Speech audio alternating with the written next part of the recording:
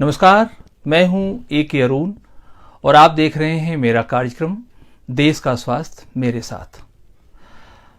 आज के कार्यक्रम में मैं चर्चा करूंगा महिलाओं के स्वास्थ्य की।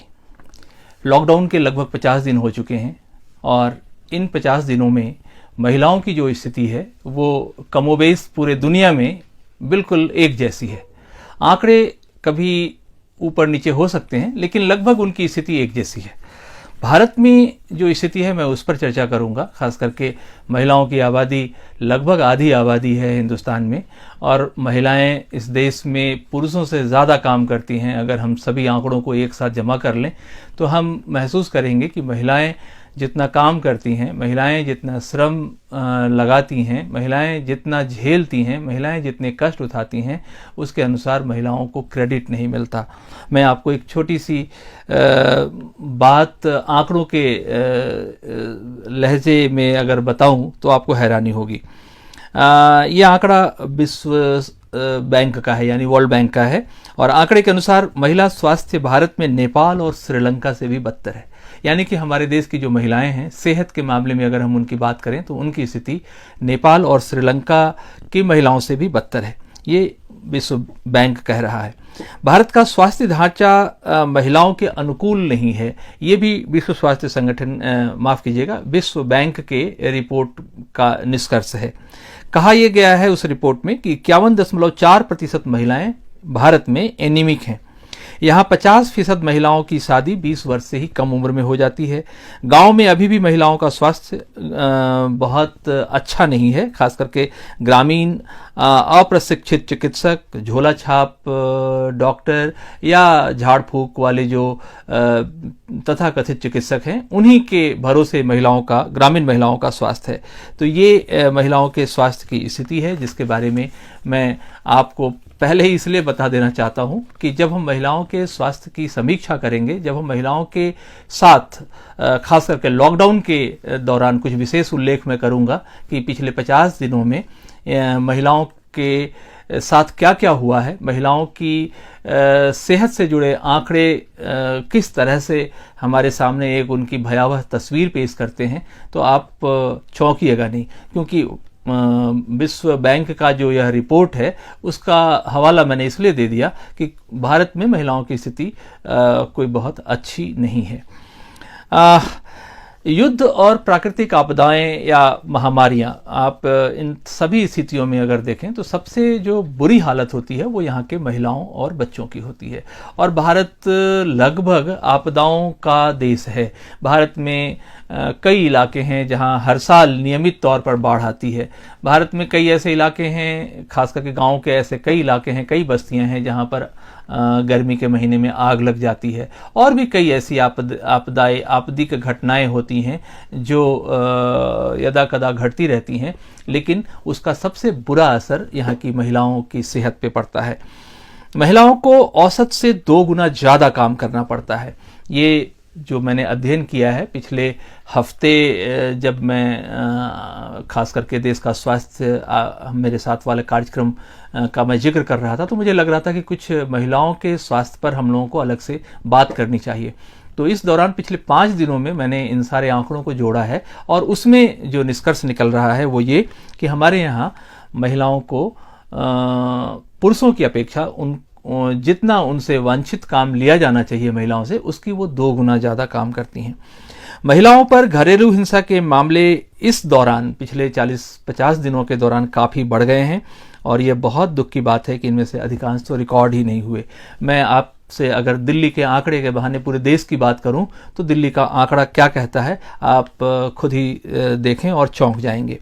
पिछले साल यानी 2019 में 1 से 15 अप्रैल के मध्य महिलाओं पर जघन्य अपराध के 221 मामले दर्ज हुए थे और सामान्य रूप से जो रिपोर्टिंग हुई थी उसके मामले 10,569 थे, यानी कि 10,569 मामले 2019 में दर्ज हुए थे। अब इस साल देखें, 1 से 15 अप्रैल 2020 का अगर आंकड़ा देखें तो मैंने आपको बताया ना कि 221 मामले दर्ज हुए थे जो जघन्य अपराध के थे, उसकी तुलना में मात्र 66 मामले ही दर्ज हुए जघन्य अपराध के, और सामान्य अपराध के मामले 2,574 दर्ज हुए। तो यानी कि सामान्य दिनों में जब महिलाएं और पुरुष बिल्कुल एक साथ नहीं होते थे, खास करके उन इलाकों में जहां पर घरेलू हिंसा की शिकायतें बहुत ज़्यादा मिलती हैं, उन इलाकों में महिलाओं के आंकड़े नहीं आए, यानी कि रिपोर्ट नहीं हुए। कोरोना संक्रमण की वजह से लगभग 60 से 70% आंकड़े रिकॉर्ड नहीं किए गए, पुलिस ने उसको दर्ज नहीं किया। तो आप अंदाज़ा लगा सकते हैं कि इस दौरान जो महिलाओं के साथ हुआ, उनके साथ जो हिंसा हुई, उसके बारे में कुछ वही प्रामाणिक रूप से कहना बड़ा मुश्किल है, क्योंकि आंकड़े ही दर्ज नहीं हुए।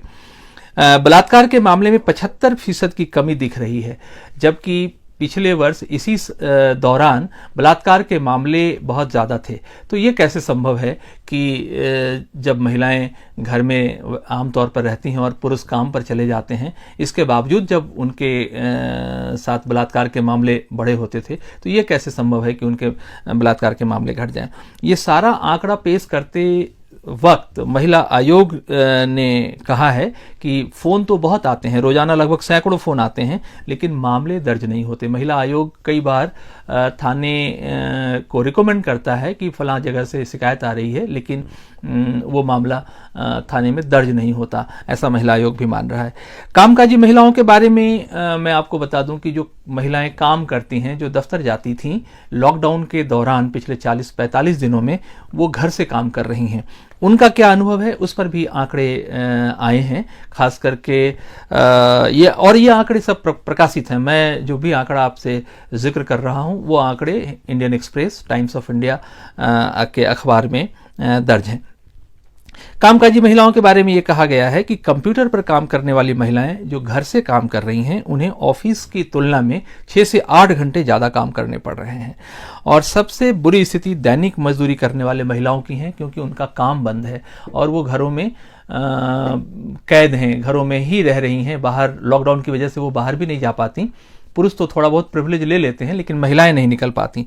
ये इसकी वजह से उनके साथ जो सेक्सुअल वायलेंस है वो बहुत बढ़ा है। टाइम्स ऑफ इंडिया में ने एक रिपोर्ट प्रकाशित की है, और ये रिपोर्ट यूनिसेफ का है। यूनिसेफ के अनुसार भारत में खास करके मार्च और अप्रैल के महीने में जो महिलाएं गर्भवती हुई हैं, वो लगभग दिसंबर जनवरी में बच्चे जन्मेंगी। यूनिसेफ का ये आंकड़ा है, यूनिसेफ का ये अनुमान है कि दिसंबर जनवरी में जो बच्चे जन्म लेंगे, उनकी संख्या लगभग 2 करोड़ के आसपास होगी, यानी कि वो भी आंकड़ा बढ़ा हुआ होगा। यानी कि उनके साथ जो सेक्सुअल गतिविधियां हुई है वो बहुत ज़्यादा हुई हैं, और उनके गर्भ धारण करने की स्थिति यह बता रही है कि औसतन पिछले वर्ष की तुलना में इस वर्ष महिलाएं इस दौरान ज़्यादा गर्भवती हो रही हैं। पिछले साल का यह आंकड़ा 2018 की तुलना में 2019, अगर हम 2018 और 19 की तुलना करें, तो 2018 की तुलना में 2019 में 1% कम यह आंकड़ा था, लेकिन यह आंकड़ा इस बार लगभग 2% बढ़ जाएगा। संयुक्त राष्ट्र संघ का एक सर्वेक्षण है, उसके अनुसार लॉकडाउन के दौरान वैश्विक स्तर पर अवांछित गर्भधारण के 70% मामले ज्यादा होंगे। ये दुनिया के स्तर पर है, और आप इसी की अनुपात में भारत के स्तर पर आप अगर देखेंगे तो लगभग आंकड़ा जो मैं अभी आपको यूनिसेफ का आंकड़ा बता रहा था, उसकी भी ये संयुक्त राष्ट्र का ये आंकड़ा उसकी भी पुष्टि करता है। गर्भ निरोधक के बारे में एक जानकारी अखबारों के माध्यम से जो मुझे मिली है, उसमें ये कि कई प्रदेशों में आशा वर्कर घर घर जाकर गर्भ निरोधक बांट रहे हैं, और वो पैम्पलेट्स भी बांट रहे हैं, ताकि ये जो यूनिसेफ की आशंका है या संयुक्त राष्ट्र की आशंका है कि जनसंख्या में वृद्धि होगी, उस पर नियंत्रण पाया जा सके। लेकिन यह नियमित कार्यक्रम नहीं है, कई राज्यों में तो हो भी नहीं रहा, लेकिन कुछ राज्यों से, जैसे बिहार के कई जिलों से ये खबर आई है कि वहां पर गर्भ निरोधक बांटे जा रहे हैं। महिलाएं और बच्चों में पोषण की काफी कमी देखी जा रही है। पिछले मार्च से जो लॉकडाउन है, उसकी वजह से महिलाएं घर पे हैं, उनके पति घर पे हैं, उनका काम बंद है। खास करके दिहाड़ी और दैनिक रूप से रोजगार करने वाले जो पुरुष हैं, उनकी संख्या तकरीबन 30 से 40 करोड़ के आसपास है, और ये लोग अब काम नहीं कर पा रहे हैं, तो निश्चित रूप से अपने घर में पर्याप्त पोषक सामग्री, खाने की सामग्री नहीं ला पा रहे हैं, जिसकी वजह से महिलाओं को कम भोजन में गुजारा करना पड़ रहा है, पोषण की तो बात ही नहीं, उनका पेट भी ठीक से नहीं भर पा रहा है। गर्भवती महिलाओं में एक जो विकास होना चाहिए उनके गर्भाशय का, जिसको कि हम लोग IUGR कहते हैं, यानी कि अंतर गर्भाशयी विकास मंदता, इंट्रायूटेराइन जो रिटार्डनेस है खास करके, वो बढ़ने का खतरा बहुत ज़्यादा है। खून की कमी, कैल्शियम की कमी, प्रोटीन की कमी की वजह से महिलाओं का स्वास्थ्य वैसे ही प्रभावित होता है। निश्चित रूप से वो भी इस बार देखा ये जा रहा है कि महिलाएं बहुत बड़े संख्या में खास करके एनीमिक हैं। पिछले 1 महीने में गर्भवती माताओं को रोजाना जो इस समय जो गर्भवती माताएं हैं उनका एक आंकड़ा हमारे सामने आया, और बहुत ही चौंकाने वाला आंकड़ा है कि पिछले वर्ष जो माताएं इन महीनों में लगभग 850 ग्राम दूध देती थी अपने बच्चे को, मतलब उनके स्तन से 850 ग्राम दूध का स्राव होता था, वो घट के 400 ग्राम रह गया है। तो ये जो आंकड़े हैं ये बड़े मतलब डरावने आंकड़े हैं, और मुझे लगता है कि महिलाओं का स्वास्थ्य जब हम अगले कुछ वर्षों में वो करेंगे तो इन सभी वजहों से वो बहुत बुरी हालत में होगा। पिछले कुछ दिनों में, यानी कि 10 दिनों में, जो बच्चे छोटे शहरों में पैदा हो रहे हैं उनका औसत वजन भी काफ़ी कम देखा गया है। बच्चों के वजन में 500 से 800 ग्राम की कमी देखी जा रही है। दोस्तों, मैं आपको बताऊं कि महिलाओं की आबादी हमारे देश में लगभग आधी है, और महिलाओं की इस आधी आबादी की वजह से महिलाओं की जो स्थिति है वो कोई बहुत अच्छी नहीं है। एक आंकड़ा मैं और आपके सामने रखना चाहता हूं, समय बहुत कम है लेकिन मैं बहुत जल्दी में आपको ये बताना चाहता हूं कि थॉमसन रॉयटर्स फाउंडेशन ने एक अध्ययन किया है, और यह अध्ययन 19 देशों में है। इस 19 देशों में विकसित देश भी शामिल हैं और विकासशील देश भी शामिल हैं, और ये अध्ययन बड़ा रोचक है। इसको मुझे लगता है कि आप सबको सुनना चाहिए और समझना चाहिए, और इसी के आलोक में आप महिलाओं के स्वास्थ्य का रिव्यू कर सकते हैं, महिलाओं के स्वास्थ्य की स्थिति का अंदाजा लगा सकते हैं, और उसके अनुसार आप सोच सकते हैं कि हम अपने देश में महिलाओं के स्वास्थ्य को और बेहतर कैसे बना सकते हैं। देखिए, ये आंकड़ा एक विशेषज्ञ सर्वेक्षण, यानी कि कुछ देश के कुछ खास मतलब 500-550 विशेषज्ञों को इस सर्वेक्षण में शामिल किया गया था, और उनसे जो जानकारी मिली उसके आधार पर यह आंकड़ा 2016 का है। सर्वेक्षण के अनुसार कनाडा को महिलाओं के लिए हर लिहाज से सर्वश्रेष्ठ देश बताया गया है। पहले 5 देशों में जर्मनी, ब्रिटेन, ऑस्ट्रेलिया और फ्रांस जैसे देश हैं, जबकि अमेरिका इसी देशों में, माने इन 19 देशों में 6ठे नंबर पर है। भारत की स्थिति सऊदी अरब से भी बुरी है। आपको अंदाजा है कि सऊदी अरब में महिलाओं पर बहुत रेस्ट्रिक्शंस हैं, बावजूद इसके इन 19 देशों में भारत की स्थिति सऊदी अरब से भी बुरी है, यानी कि महिलाओं के स्वास्थ्य के मामले में भारत का परफॉर्मेंस बहुत अच्छा नहीं है। सर्वेक्षण के अनुसार भारत में महिलाओं की स्थिति दौलत और उसके रसूखदार खानदान से तय होती है, यानी कि जो महिलाएं पैसे वाली हैं उनकी स्थिति तो बेहतर है, लेकिन जो औसत महिलाएं हैं उनकी स्थिति बहुत खराब है। सर्वेक्षण में भारत 19 देशों की सूची में सबसे नीचे है। ये सबसे चौंकाने वाली बात है कि जिन 19 बड़े देशों की हम बात कर रहे हैं उसमें ज्यादातर तो बहुत कम विकसित देश हैं, लेकिन ज्यादातर विकासशील देश हैं, उसमें भारत सबसे नीचे है। सर्वेक्षण के अनुसार अल्प आय वाले परिवारों में महिलाओं की स्थिति बेहद खराब है। तो मित्रों, आप देख रहे हैं कि जो महिलाओं के स्वास्थ्य से संबंधित जो आंकड़े आ रहे हैं उसकी वजह क्या है।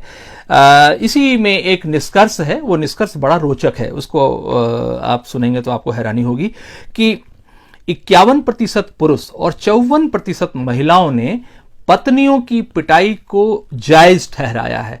यानी कि हिंदुस्तान में 51% पुरुष ये मानते हैं कि पत्नियों की जो पिटाई उनके पति करते हैं वो गलत नहीं करते। ऐसे ही 54% महिलाएं भी ये कह रही हैं कि हाँ, उनकी पति अगर अपनी पत्नी को पीटता है तो वो गलत नहीं कहता। तो ये बड़ा विरोधाभासी आंकड़ा है कि महिलाएं भी महिलाओं की हिंसा का समर्थन कर रही हैं। ये सारे आंकड़े BBC न्यूज़ के माध्यम से अलग अलग एजेंसियों से मैंने लिए हैं। तो अब मैं आपसे बताना चाहता हूं कि महिलाओं के स्वास्थ्य के माध्यम से इस चर्चा में जो मैंने स्थिति बताई, उस स्थिति में महिलाएं करें क्या, हमारे पास रास्ता क्या है। हर बार सिर्फ समस्याओं को गिनाकर हम अगर अपने आप को सोचते हैं कि हमने अपना काम पूरा कर दिया तो उचित नहीं है। मेरा 2-3 छोटा सुझाव है, बहुत संक्षेप में सांकेतिक रूप से मैं आपके सामने रखना चाहता हूँ। एक तो कि महिलाओं के भोजन और पोषण पर हमें बहुत ध्यान देना चाहिए। ऐसी स्थिति में जब महिलाओं के स्वास्थ्य का इतना बुरा आंकड़ा, इतनी बुरी स्थिति हमारे सामने है, तो हमें कोशिश करनी चाहिए कि बहुत कम पैसों में भी महिलाओं के भोजन और पोषण का इंतजाम हो सकता है। जैसे मैं आपको बताऊं कि आयरन के लिए भिगोए हुए चने, भुने हुए चने का इस्तेमाल कर सकते हैं, गुड़ का हम इस्तेमाल कर सकते हैं। ऐसे ही जो मौसमी सब्जियां हैं उनमें कच्चा केला है, कच्चे केले की सब्जी से बहुत आयरन मिल जाता है, बैंगन की सब्जी से बहुत आयरन मिल जाता है, चौलाई है, पालक है, इन सब का उपयोग करके, टमाटर है, इन सब का उपयोग करके, बीन्स हैं, इन सब में बहुत आयरन की मात्रा है। तो इन सब का हम अगर ज़्यादा से ज़्यादा महिलाओं को सेवन कराएं तो उससे उनकी शरीर का भोजन पोषण दोनों पूरा होगा। नियमित आराम करना महिलाओं के लिए बहुत जरूरी है और पिछले लॉकडाउन में ये देखा गया है कि महिलाओं को आराम नहीं मिल रहा है। आराम के बारे में एक चिकित्सक के नाते मुझे लगता है कि कम से कम 6 से 8 घंटा उनको आराम करना चाहिए और हमारे समाज में जो पुरुष हैं उनको भी ये ध्यान रखना चाहिए कि हम महिलाओं को इतने आराम का मौका जरूर दें। सफाई, वो जरूर घर की सफाई कर लेती हैं लेकिन वो अपनी सफाई नहीं कर पाती, वो ठीक से स्नान नहीं कर पाती। मैं आमतौर पर औसत मध्यवर्गीय परिवार या निम्न मध्यवर्गीय परिवार की बात कर रहा हूँ। वहाँ पर महिलाओं के स्वास्थ्य में सबसे अहम चीज उनका नियमित स्नान नहीं करना, यानी कि उनका गंदा रहना होता है। मासिक धर्म के दौरान भी वो ठीक से अपने शरीर की सफाई नहीं कर पाती। तो इन सब चीज़ों से बचना, हमें इन सब चीज़ों का ध्यान रखना चाहिए। विवादों से बचना चाहिए। महिलाओं को मेरी यह सलाह है कि ज़्यादातर मामलों में वो जो विवाद की स्थिति होती है, तू मैं बातचीत की जो स्थिति होती है, उससे बचें। कोशिश करें कि वो विवाद में ना पड़ें, क्योंकि व्यक्ति जब घर में होता है और लंबे समय तक लॉकडाउन में है तो वो चिड़चिड़ा होता है और उसमें विवाद की संभावनाएं बहुत ज़्यादा होती है। स्त्रियों के लिए मेरे एक सुझाव है कि स्त्रियां महिलाओं का एक समूह बना सकती हैं, अपने आस पड़ोस की महिलाओं का समूह बना सकती हैं, जिसके साथ वो बातचीत करके अपने मानसिक तनाव को कम कर सकती हैं। तो ये कुछ सुझाव हैं जिसका जिक्र करके मैं अपनी चर्चा को यहीं समाप्त करना चाहूँगा। मुझे लगता है कि महिलाओं का समाज में बहुत महत्वपूर्ण स्थान है और उनका बहुत योगदान है। बिना महिलाओं के हम भारतीय समाज की कल्पना भी नहीं कर सकते। तो महिलाओं का हम विशेष रूप से ध्यान रखें, उनके साथ जो भी दिक्कतें हैं, जो भी ज्यादतियां हैं, उसको हम कम करें। महिलाओं के खिलाफ जो हिंसा है उसको हमें बर्दाश्त नहीं करना चाहिए, उसको तो हमें किसी भी कीमत पर अलाउ नहीं करना चाहिए। तो दोस्तों, महिलाओं के सेहत की चिंता के साथ मैं अपनी बात यहीं समाप्त करता हूं। अगले हफ्ते हम फिर आपसे मिलेंगे कुछ नए विषय के साथ। कोशिश ये रहेगी कि देश के सेहत के बहाने हम आपकी सेहत की बात कर सकें। आपका बहुत बहुत शुक्रिया।